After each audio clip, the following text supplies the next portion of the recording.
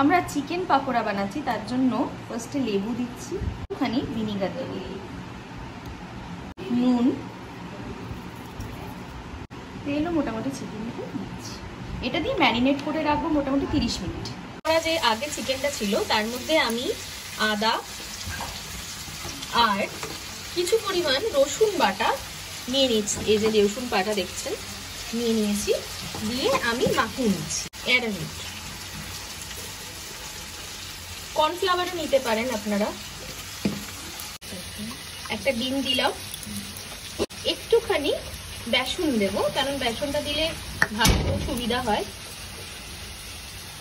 আমি হাতের আন্দাজেই দিচ্ছি, মোটামুটি এরকম দিলাম। আরো যদি লাগে আমার, তাহলে আমি আবার পরবর্তীকালে এটার সাথে মিক্স করবো।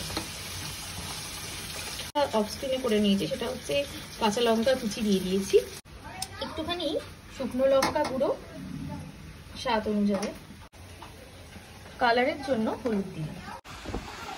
পাকুড়ার জন্য আমি তেল দিয়ে দিচ্ছি, গরম করে একটু কড়াটা তেল দিয়ে দিলাম। গরম তেলে আমি ম্যারিনেট করা মাংসগুলোকে ছেড়ে দিচ্ছি।